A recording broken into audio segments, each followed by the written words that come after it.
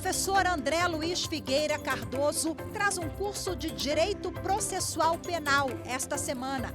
Durante as aulas serão abordados o habeas corpus, a investigação defensiva e o processo penal, o lawfare, a justiça negocial e o direito penal antirracista. Assista a aula 2.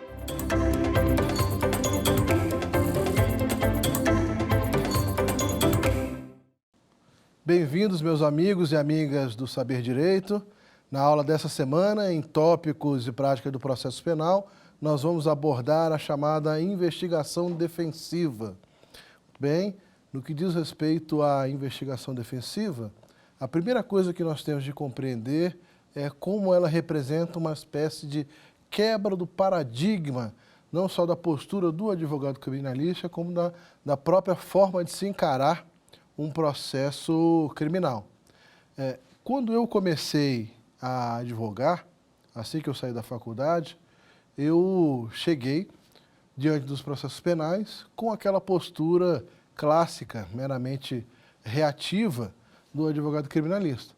Então, quando eu cheguei a encarar um primeiro processo criminal, eu parti daqueles pressupostos de que a acusação tinha de fazer a prova de tudo aquilo que alegava e a defesa não. A defesa meramente impugnava e apresentava as lacunas e as falhas. E qual não foi meu espanto ao perceber que pouco daquilo que se lecionava na faculdade acontecia na prática. A prática ela é bem diferente da teoria nesse aspecto e desde cedo eu percebi a necessidade de uma atuação um pouco mais intensa, um pouco mais ativa, não meramente reativa do advogado criminalista no que diz respeito à condução de processos criminais. Até porque, como diz o velho ditado, quem tem fome tem pressa. Então, no que diz respeito à investigação defensiva, a primeira coisa que nós temos de ponderar é a forma como é preciso alterar o paradigma e a maneira como nós encaramos um processo penal e a postura do advogado criminalista. Na faculdade, nós aprendemos, ou aprendíamos, né, na minha época, já é um pouco passada nessa minha época, nós aprendíamos aqueles princípios clássicos segundo os quais a acusação tinha todo o ônus probatório, tinha toda a carga probatória. Era a acusação quem tinha de provar aquilo que alegava nos autos de um processo penal. Isso era o que nos era ensinado. A prática ela demonstrou ser muito diferente daquilo que nós aprendíamos na teoria. Não era assim que o processo penal acontecia na prática. Na prática, a acusação fazia suas alegações, provava aquilo que era possível provar por meio do inquérito e o advogado que se virasse para demonstrar aquilo que alegava. Muitas vezes, as sentenças elas não diziam que a defesa tinha um ônus, mas na prática havia sim um ônus de se demonstrar aquilo que se alegava. Essa alteração na visão do processo, de modo a tornar a prática um pouco mais palatável, um pouco mais administrável, acabou redundando na edição, por parte do Conselho Federal da OAB, do Regramento 188 de 2009, que é o regramento 188 de 2018, perdão, que é o regramento que estabelece as regras da investigação defensiva. Como eu mencionei, a investigação defensiva ela quebra completamente aquele parâmetro clássico do processo penal, segundo o qual o advogado criminalista ele é meramente reativo. Aquela visão do processo penal como uma espécie de tabuleiro de xadrez clássico, onde as brancas começam e as pretas sempre reagem, ela não existe mais. Não se está mais falando aqui num jogo de xadrez tradicional. É um jogo de xadrez em que o tabuleiro está completamente destruído por uma série de alterações legislativas e principalmente pela pressão imposta, às vezes pela opinião pública ou pela visão ideológica de alguns agentes estatais, no sentido de deformar o próprio tabuleiro. É um tabuleiro móvel, em que as regras não são claras, podem ser e são alteradas a qualquer momento, e a verdade real ela é realmente um princípio um tanto quanto metafísico. Quando eu saí da faculdade, eu ainda recebi lições em processo penal que diziam da possibilidade de se atingir uma eventual verdade real, uma eventual verdade dos fatos por meio de um processo penal. Então, veja, quase como se o processo penal fosse uma espécie de experiência científica, uma espécie de laboratório em que fosse possível se chegar num processo de dedução, indução ou qualquer tipo de aplicação de método a uma verdade concreta, aquilo que realmente aconteceu. O processo penal é uma reconstrução histórica de fatos ocorridos no passado.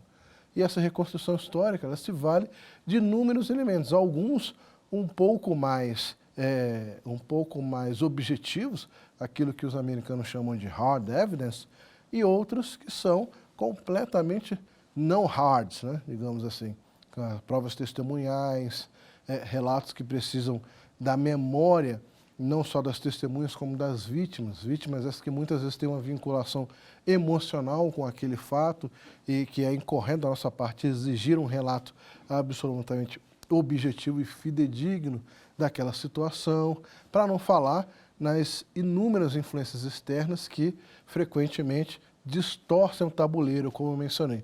Pressões externas, muitas vezes da mídia, da política, ou de uma certa visão ideológica de alguns agentes do Estado, no sentido de que a função do processo é combater o crime, a função do processo é combater a criminalidade, quando, na verdade, a função do processo, a função democrática e cidadã de um processo criminal é a de regular o exercício da violência legítima do Estado.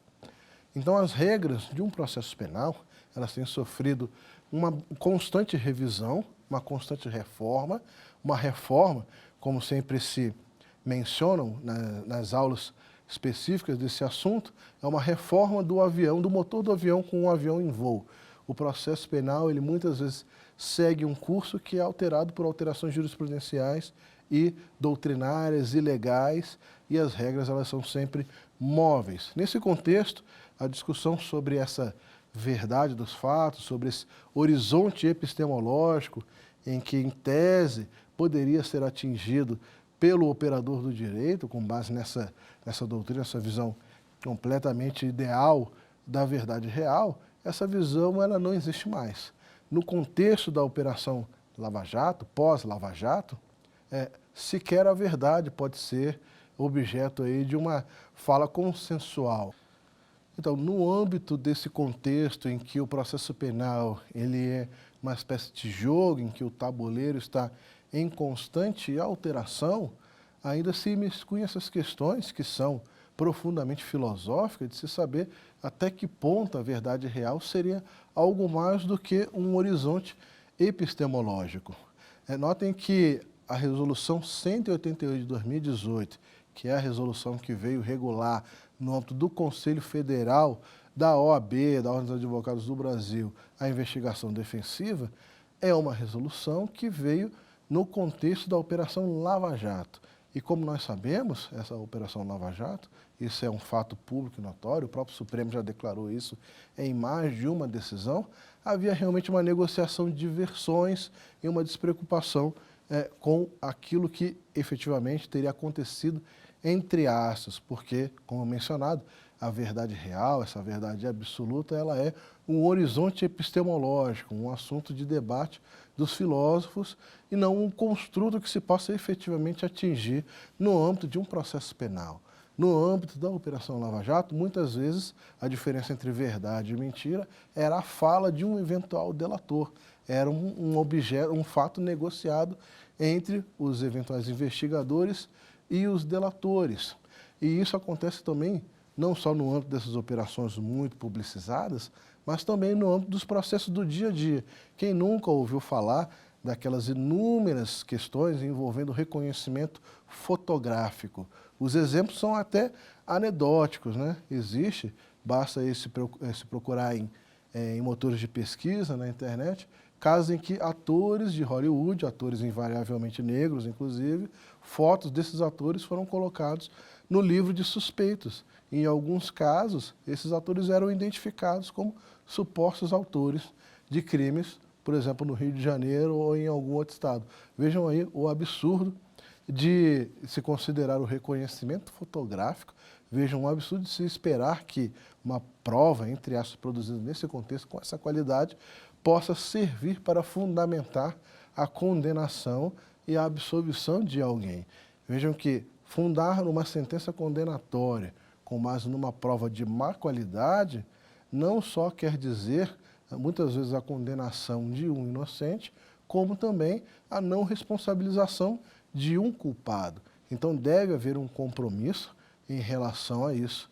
E a investigação defensiva, ela se insere nesse contexto porque ela discute também formas alternativas de produção de fatos, de provas, de evidências que podem eventualmente ser apresentadas no âmbito de um processo penal. Então há toda uma discussão probatória no âmbito do processo penal brasileiro, uma discussão que remete inclusive a discussões filosóficas, né?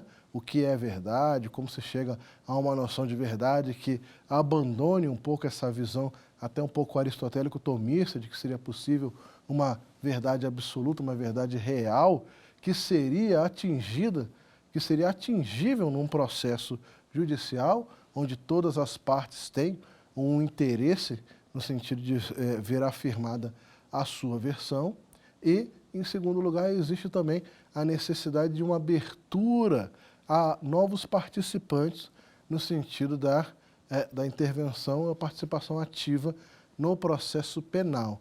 Então, como eu mencionei, a investigação defensiva, ela surge no âmbito de uma certa ressaca, digamos assim, daqueles abusos perpetrados e já reconhecidos por decisões transitadas e julgadas, inclusive, no âmbito dos tribunais superiores, no âmbito da Operação Lava Jato e outras operações semelhantes.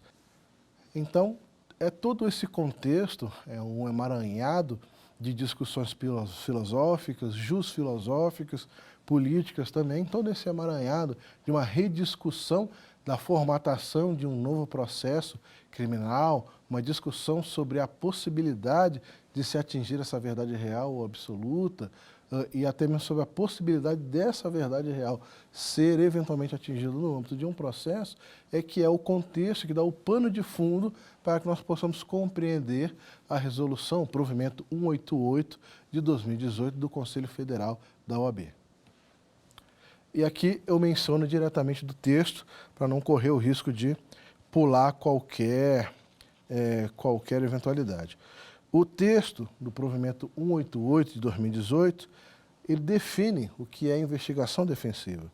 Por investigação defensiva, segundo o texto, compreende-se por investigação defensiva o complexo de atividades de natureza investigatória desenvolvido pelo advogado, com ou sem assistência de consultor técnico ou outros profissionais legalmente habilitados, em qualquer fase da persecução penal, procedimento ou grau de jurisdição, visando a obtenção de elementos de prova destinados à constituição de acervo provatório lícito para a tutela de direitos do seu constituinte. Então, aqui no artigo 1º, o provimento 181 de 2018 delimita o que é a investigação defensiva.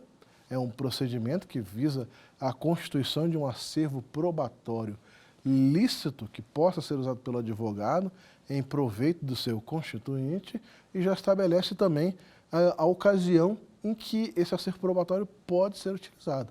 Ele pode ser utilizado em qualquer fase processual. Ele pode ser utilizado,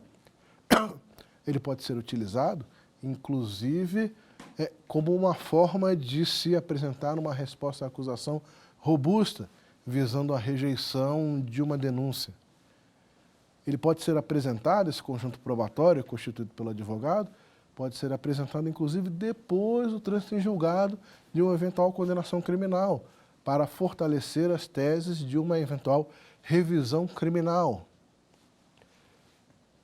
Esse contexto probatório, estabelecido aí, constituído licitamente pelo advogado, no âmbito do provimento 188, pode, inclusive, servir como uma espécie de laço para uma negociação de uma delação premiada ou de uma ANPP. Veja que o provimento 188 de 2018, ele estabelece, de grosso modo, delimita o que é a investigação defensiva e concede aí ao advogado ampla liberdade para o uso desse acervo probatório, desde que lícito no sentido de auxiliar e fortalecer os direitos e interesses do constituinte do advogado. Então, é uma investigação, a investigação defensiva é uma investigação conduzida pelo advogado, visando os interesses do seu cliente, investigação essa que tem por escopo a produção de um acervo probatório lícito que pode ser utilizado no momento estratégico decidido pelo advogado e pelo seu cliente.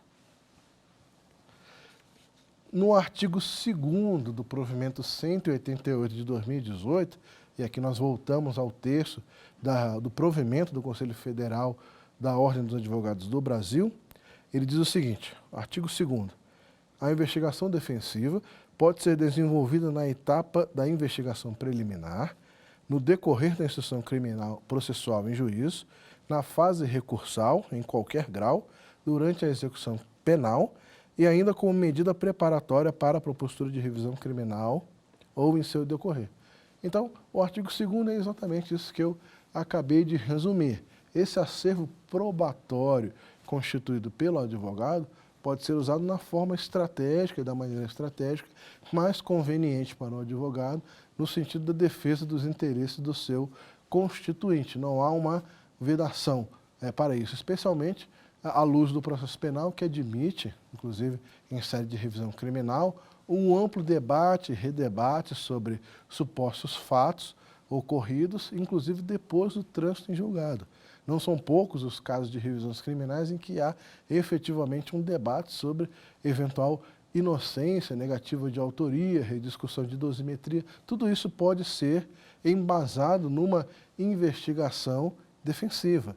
Quem não se lembra, é um caso muito famoso, a investigação dos irmãos Naves, que é um caso que ocorreu na época da ditadura getulista, em que 2 irmãos foram acusados de terem assassinado uma terceira pessoa. Esses irmãos foram presos, foram torturados, submetidos a mais de um tribunal do júri, ao fim condenados, cumpriram sua pena e depois de saírem, acredito eu que um morreu na prisão ou um morreu logo depois de sair, o outro sobreviveu e encontrou a suposta vítima na rua. Então, ou seja, aquela vítima que tinha sido dada como assassinada, na verdade tinha sumido no mundo. E eles, então, ajuizaram uma eventual revisão criminal, postulando aí a sua absolvição e impugnando todos aqueles equívocos cometidos no âmbito do processo criminal que acarretou a sua condenação. Isso, atualmente, se fosse hoje, na época, naturalmente, nos anos 30, não havia essa previsão. Mas se fosse hoje, a investigação defensiva seria o campo ideal para o levantamento de todas essas evidências, a fim de fortalecer uma tese apresentada no âmbito de uma revisão criminal de negativa de autoria, visando aí a absolvição dos irmãos Naves.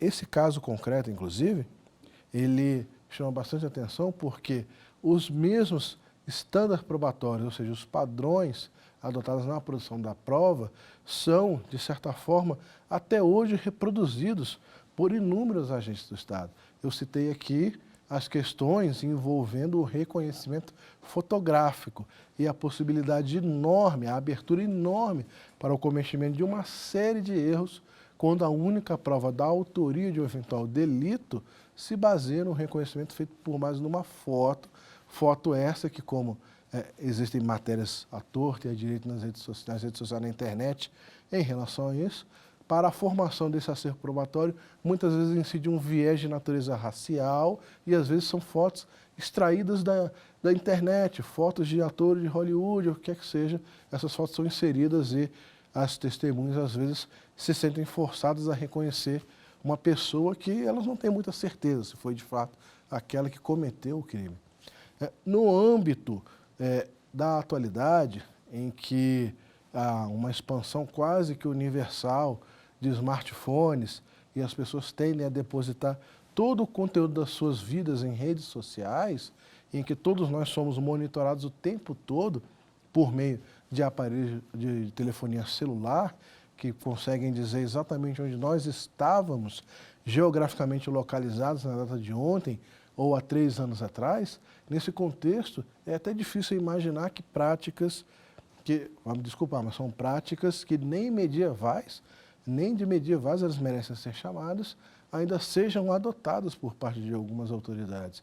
É muito simples se levantar por meio de uma pesquisa, tem fontes abertas, quando é que determinada pessoa esteve no lugar A, no lugar B, no lugar C, e é possível também se demonstrar que aquela pessoa específica não esteve naquele lugar A, B, C ou D, por meio de mecanismos e aplicativos e informações existentes até em redes abertas, em formatos abertos. Não é possível, não é necessário, às vezes, sequer quebrar o sigilo ou pedir uma providência judicial ou pesquisar muito para se encontrar informações específicas de geolocalização ou o que quer que seja. Então, existe todo um debate no âmbito de novas tecnologias que o processo penal brasileiro, de certa forma, ainda é um pouco resistente a aplicar, porque existe toda uma prática, existe toda uma cultura, existe toda uma inércia no sentido de fazer aquilo que sempre foi feito desde a edição do Código de Processo Penal, que é dos anos 40. Então, veja que existe uma certa tensão entre práticas antigas e novas tecnologias, e essa tensão pode se verificar também no âmbito da investigação defensiva. Existem, naturalmente, alguns críticos em relação a isso, conforme nós veremos mais adiante. Mas então nós mencionamos o artigo 1º da Resolução 188, mencionamos o artigo 2º também da Resolução 188 e delimitamos o que é a investigação, como ela pode ser usada, em que fase processual e as possibilidades do advogado. A promoção de diligências investigatórias é um dos principais gargalos da investigação defensiva. Isso porque o advogado, ou cidadão particular, ele não tem poder de polícia, ele não tem poder de requisição. Então, muitas vezes, quando não é possível se encontrar uma informação específica em fontes abertas, o advogado é obrigado a manejar formas, mecanismos de encontro dessas tecnologias. É necessário, às vezes, pedir uma intervenção estatal. Não são raros, já são bastante frequentes os casos em que, no âmbito de uma investigação defensiva, se maneja aí um pedido de requisição de informações com base na lei de acesso a informações a uma autoridade, ou se judicializa por meio de uma tutela de urgência ou de um habeas data esse pedido de acesso à informação quando ele é negado. Então, a investigação defensiva, ele depende também de uma atuação, mais uma vez, proativa do advogado, não necessariamente criminalista, porque algumas dessas medidas são até mesmo de viés civil, como, por exemplo, o pedido de tutela, com base nas novas cautelares, nos novos pedidos de tutela estabelecidos no novo Código de Processo Civil.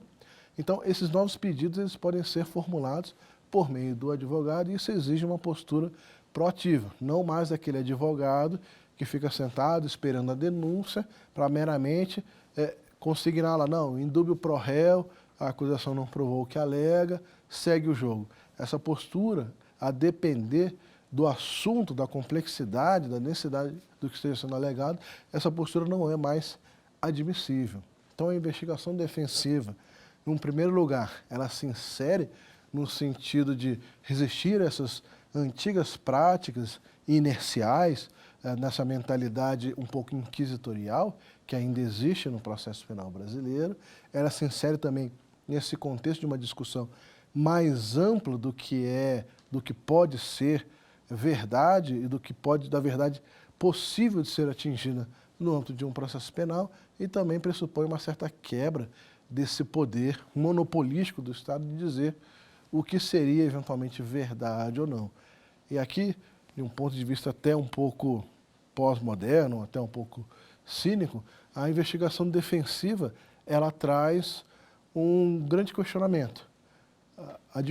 Uma vez que se considere que não há uma verdade real, uma verdade absoluta que possa ser atingida por meio de um processo criminal, a diferença entre verdade e mentira vai ser o trânsito em julgado de uma acusação ou de uma tese defensiva. Então, voltando aos elementos formais da investigação defensiva, nós já consideramos a necessidade de uma postura mais ativa, inclusive processualmente falando, do advogado diante da necessidade do levantamento de informações, ou que estejam em fontes abertas e possam ser facilmente recuperadas, ou diante de requisições administrativas ao Estado, que tem todo um banco de dados à sua disposição, ou eventualmente judicializando quando se encontra alguma dificuldade. Então, um pedido, por exemplo, destinado a uma rede social para que não apague determinadas postagens, para que preserve determinados conteúdos, um pedido de acesso ao Estado para acessar determinadas informações constantes em bancos de dados, talvez até sigilosos, ou um pedido voltado aí a uma operadora de telefonia para ter acesso especificamente a um dado de um número de CPF vinculado a um número de telefone que foi usado para o cometimento de um eventual crime.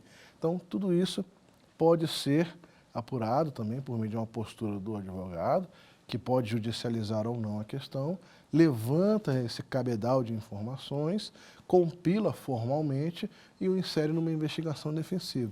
E aqui nós chegamos a um segundo elemento da investigação defensiva. É altamente recomendado que ela seja extremamente formalizada. Então, todo aquele ato do advogado que gere aí algum tipo de diligência probatória, se recomenda que o advogado, da mesma maneira como num inquérito policial, formalize isso, relate e junte isso no seu próprio caderno instrutório, digamos assim. Tem sido adotada como prática, e é algo que eu recomendo também, inclusive faço quando instauro investigações defensivas, é a comunicação à Ordem dos Advogados do Brasil. Porque muitas vezes essa atividade de investigação pode eventualmente gerar algum tipo de conflito com as autoridades investigativas. Então veja que para que o advogado inclusive se preserve, para que não haja um questionamento sobre uma eventual obstrução ou o que é que seja, é altamente recomendado que haja uma portaria de instauração da investigação defensiva e alguns elementos dessa portaria, ou pelo menos a noção de que essa portaria foi instaurada, de que a investigação foi instaurada, seja comunicada formalmente à Ordem dos Advogados do Brasil. Uma mera comunicação, um mero encaminhamento à Ordem dos Advogados do Brasil, ela não tem nenhum tipo de gerência, ela não conduz, ela meramente recebe e arquiva, e é algo recomendado diante aí de um eventual risco que às vezes é inerente em algumas investigações um pouco mais intensas ou que envolvem fatos um pouco mais polêmicos. Então, em relação à formalização, eu já acabei de mencionar a necessidade de uma formalização. Em relação aos deveres do advogado, mais uma vez, o compromisso do advogado é, em primeiro lugar, com o ordenamento jurídico, nós juramos defender a Constituição, quando recebemos aí a carteira da ordem, e devemos também prestar contas aos nossos clientes. Então, o advogado, ele quando instaura uma investigação defensiva, ele deve prestar um sigilo absoluto em relação àquilo que é levantado naquela investigação. Ele pode ser seletivo, aquilo que se chama nos Estados Unidos de cherry picking, né? Ele pode ser seletivo no sentido de captar apenas aquelas informações que sejam do interesse do seu cliente. É possível. A investigação defensiva ela pode e até deve, né, em certa medida, ser parcial, no sentido de que ela é construída para firmar e sustentar uma tese defensiva, ou uma tese que fundamente os direitos daquela pessoa que constitui o advogado.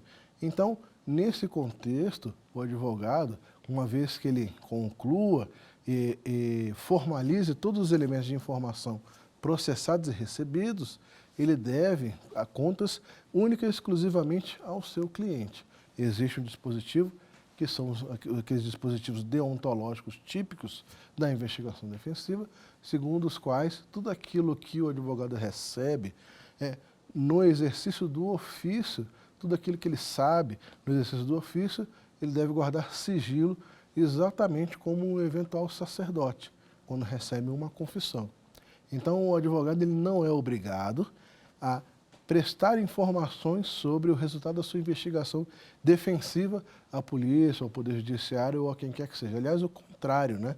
O regramento estabelece um dever de não prestar essas informações sob pena de incidir uma série de vedações ao código, ao regramento da profissão. Nesse aspecto, inclusive, reside talvez a principal das críticas à investigação defensiva. O que, se o advogado, uma vez tendo ciência de que aquela pessoa que ele defende não cometeu aquele delito, mas ele descobre quem efetivamente é o real responsável, não estaria obrigado a comunicar às autoridades responsáveis quem efetivamente cometeu aquele delito. É um debate semelhante ao que existe no âmbito das nulidades em se tratando de provas ilícitas.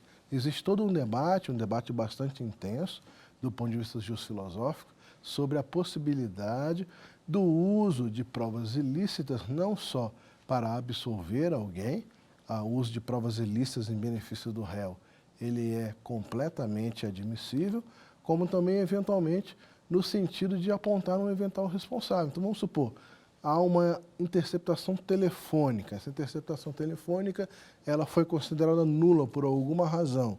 Só que essa investigação, essa interceptação demonstra a inocência da pessoa que estava sendo investigada. Apesar de nula, ela pode ser usada para absolver aquela pessoa. Mas, num outro processo, está sendo processada uma outra pessoa que não tem nada a ver e é considerada culpada daquele delito.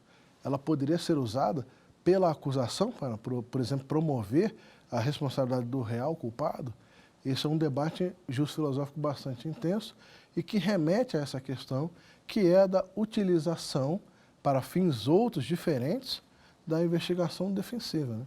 Até que ponto aqueles elementos levantados pelo advogado podem ser utilizados para fins terceiros, outros distintos daquele que eram os fins precípios. Essa é uma questão que ainda não tem resposta.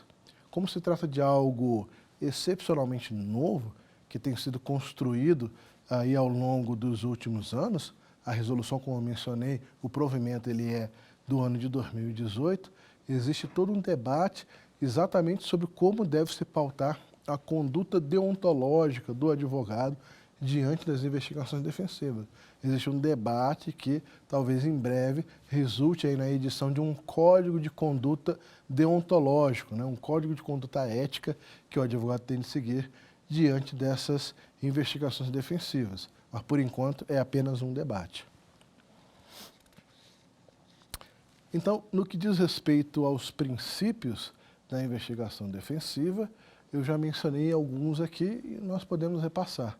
Um dos princípios vetores é realmente o princípio da formalidade.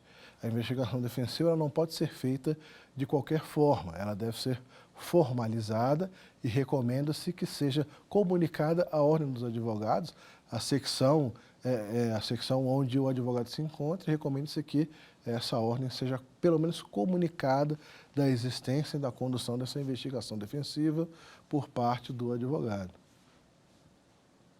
Em relação ao segundo princípio, o princípio da legalidade, esse princípio rege o seguinte, esse princípio diz o seguinte, que há um fundamento legal para a investigação defensiva.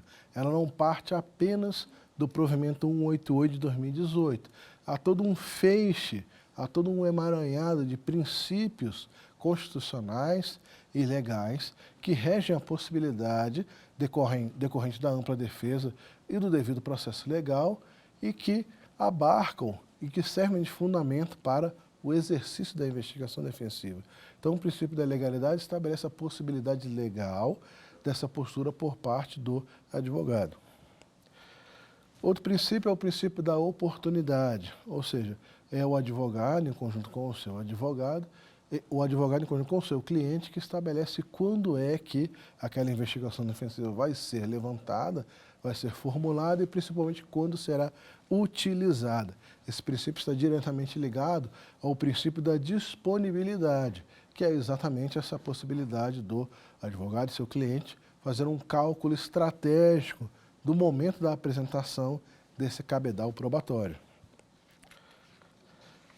O princípio da unidirecionalidade diz respeito exatamente à possibilidade da parcialidade do advogado. O advogado ele presta contas, em primeiro lugar, ao seu cliente. Ele deve atuar em benefício do seu cliente. Então, ele pode nesse contexto, ser seletivo no levantamento das informações e ser seletivo na prestação, na apresentação dessas informações diante de um eventual processo que se queira usar como fundamento para um pleito, para um pedido, para uma revisão, para um habeas corpus, para uma defesa qualquer, ou até mesmo para causas cíveis, né?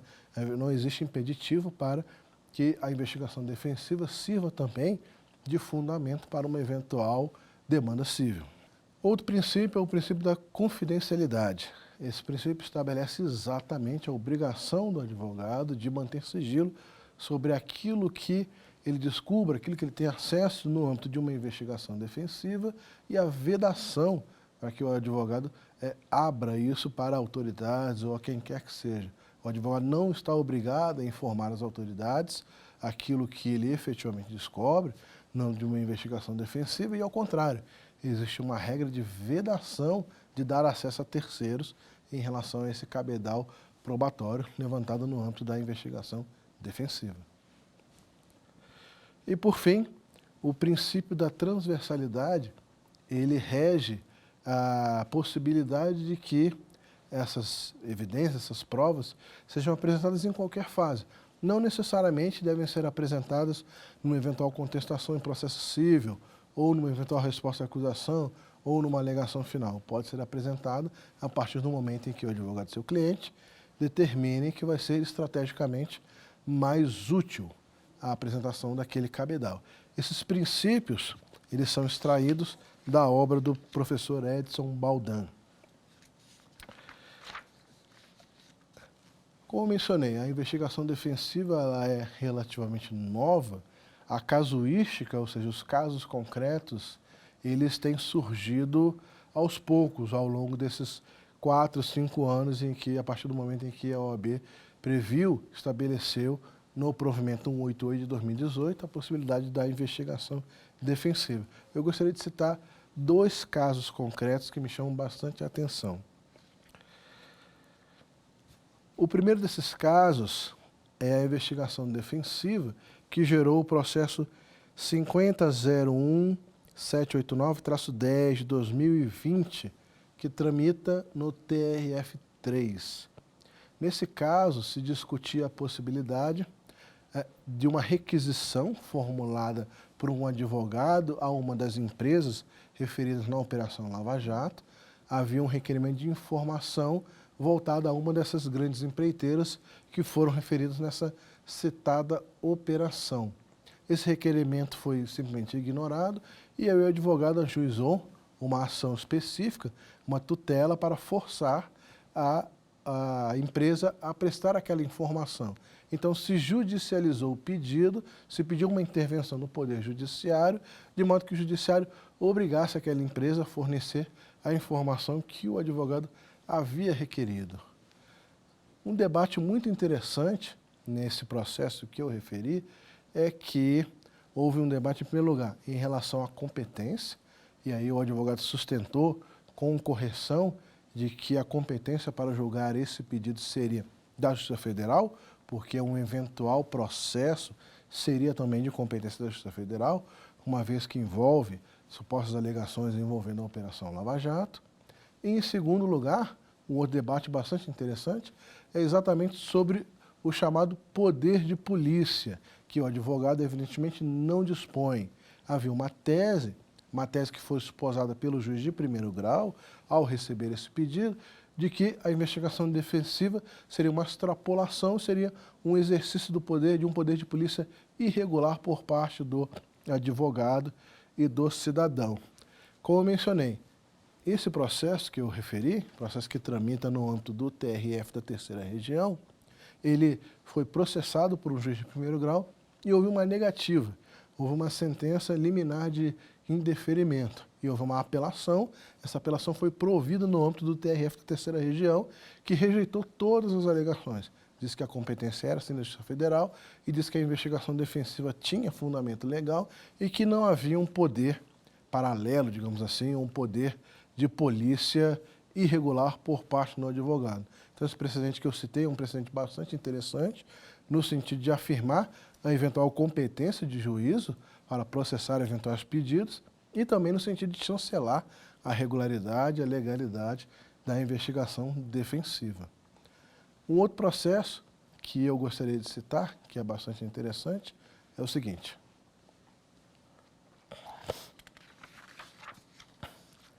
É o mandado de segurança número 26.627 do Distrito Federal.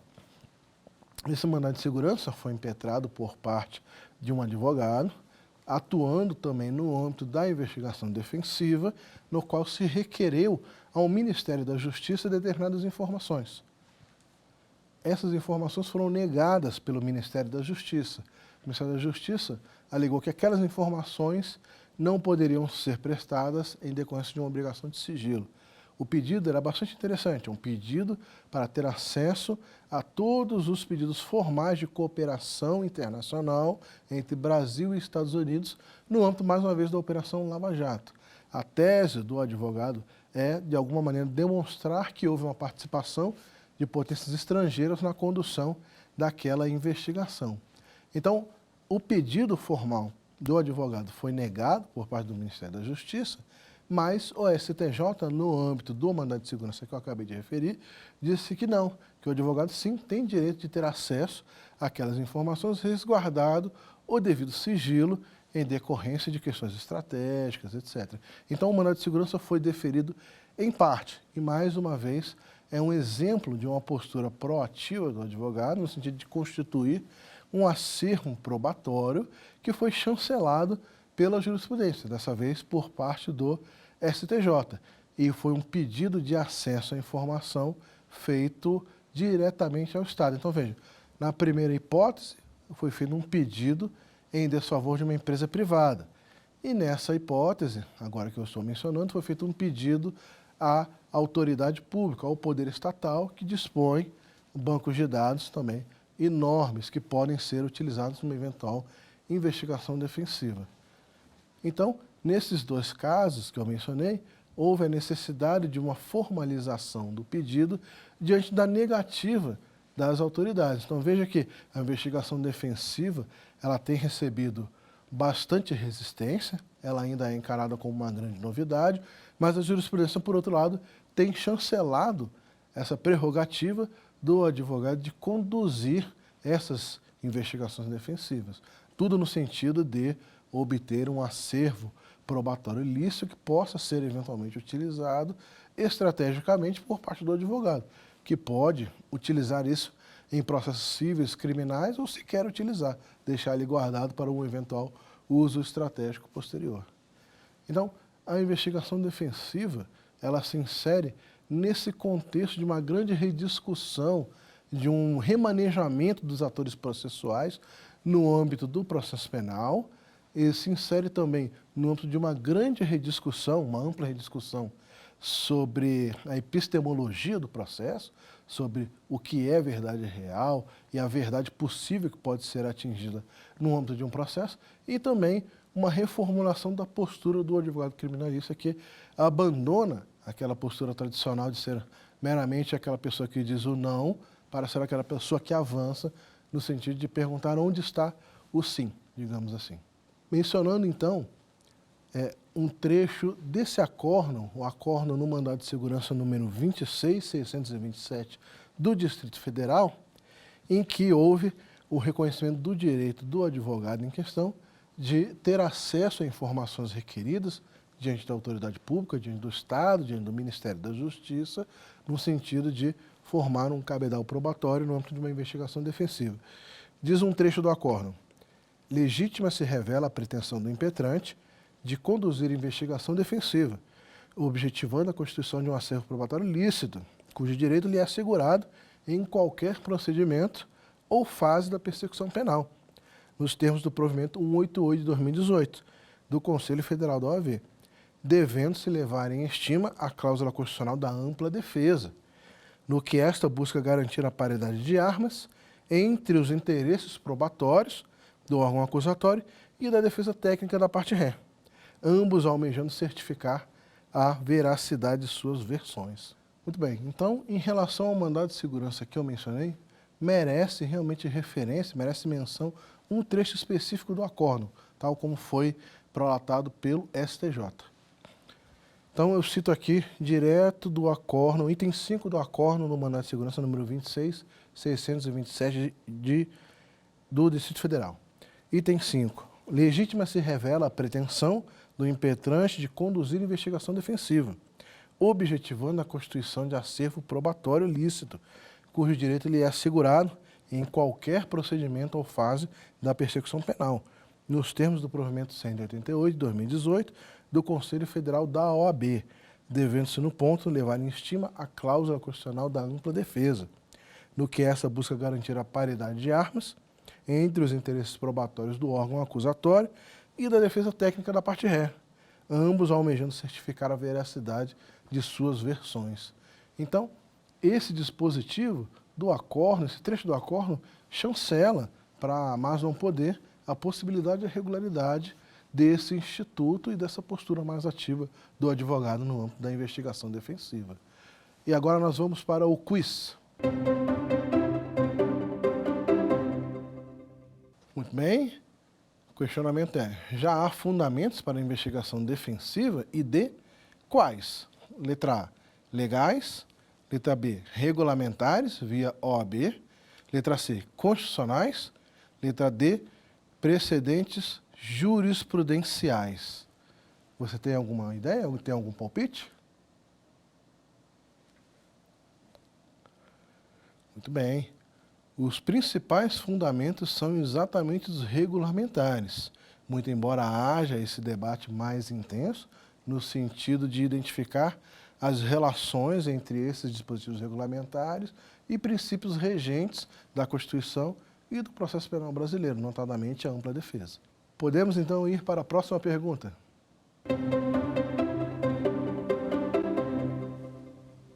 Em que fase processual é possível a apresentação dos autos da investigação defensiva?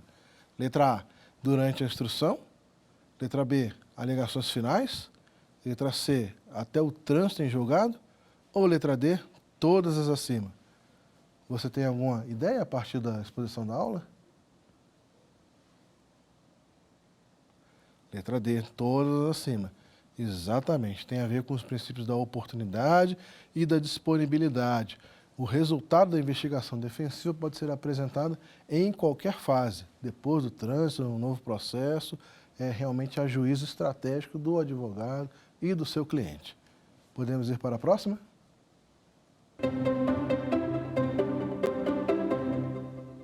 Muito bem. O advogado é obrigado a informar tudo o que tenha descoberto durante a sua investigação? Letra A, não.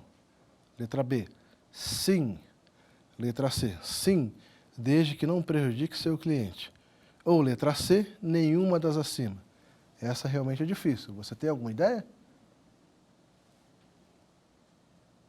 Não.